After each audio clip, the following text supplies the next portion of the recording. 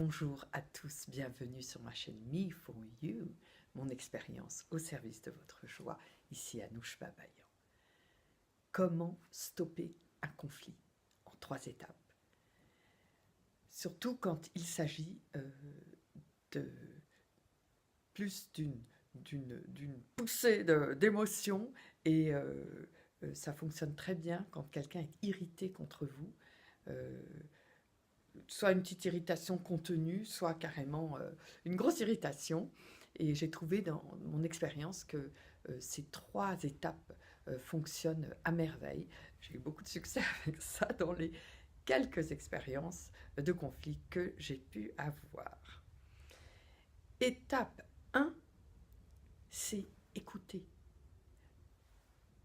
sans interrompre l'autre, en particulier s'il est enragé. Parce que cette personne a quelque chose à dire et souvent il ne s'agit pas de nous, même si nous avons une part de responsabilité, puisque nous avons fait quelque chose pour irriter quelqu'un, on a été maladroit, peut-être qu'on a été un peu impatient, bref, on a sa part de responsabilité également.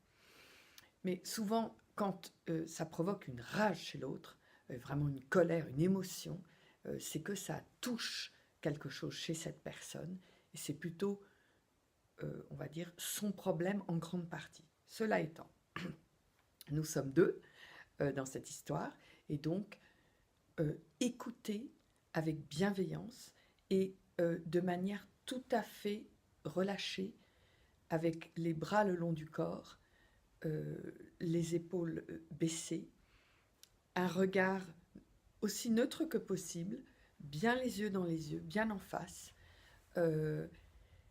avec une respiration basse pour favoriser le relâchement. Et la façon que j'ai d'écouter, d'une part, on écoute les mots parce que ça va nous servir pour la conversation qui va suivre, en espérant qu'il y a une conversation.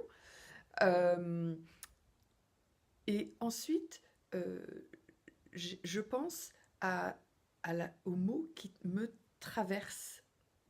Donc ça veut dire, souvent on dit, oh ben, je laisse ça passer au-dessus de ma tête. Non, j'ai envie de dire, c'est pas juste parce que l'autre a besoin, est en train de nous chercher à nous communiquer quelque chose et on se doit de l'écouter. Donc, les mots me traversent, on va dire, ce que dit l'autre. Donc, c'est écouter d'abord. Étape numéro 2, dans le conflit, on va dire, dans le conflit naissant, c'est pour moi de m'appuyer sur la communication non violente. Et je vous mettrai un lien sous cette vidéo, comme ça vous pourrez aller explorer ce que c'est la communication non violente. Et c'est commencer par toutes ces phrases par je sens que, je pense que, et de commencer par je comprends. Parce que là, on se positionne en quelqu'un qui a reçu l'information et qui est empathique finalement. Et vous allez penser, oui, c'est facile à dire comme ça quand on est calme. C'est en ça que je dis, l'idée c'est de laisser les choses venir et de nous traverser. C'est sans résistance, parce que c'est la résistance qui va nous pousser à contredire l'autre. L'idée, c'est de ne pas contredire l'autre, en tout cas pas tout de suite. C'est d'abord que la personne puisse s'exprimer et se calmer. Donc, on valide aussi la colère de l'autre, et on est dans l'empathie et dans le « je comprends », c'est « je comprends que tu sois énervé ». Et donc, on commence par ces phrases par « je ». Étape numéro 3, c'est poser des questions qui commencent par « comment » et qui commencent par « qu'est-ce qui fait que ». Et la question à la fin de la conversation doit être, enfin pour moi, hein, ce qui va fonctionner, c'est alors comment fait-on pour avancer maintenant? comment est-ce que nous pouvons avancer maintenant? Quelle est l'étape suivante? Pour dire, OK, bon, maintenant, on s'est parlé, on s'est expliqué. Maintenant, comment est-ce qu'on continue notre relation, finalement? Alors, quand il s'agit de relations familiales ou de relations de travail, il y a un demain et un après-demain et la semaine prochaine.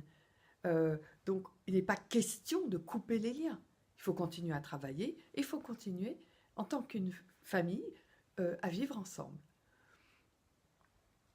J'espère que ces 3 étapes pour stopper un conflit vous aident. Merci de me suivre et merci de votre attention.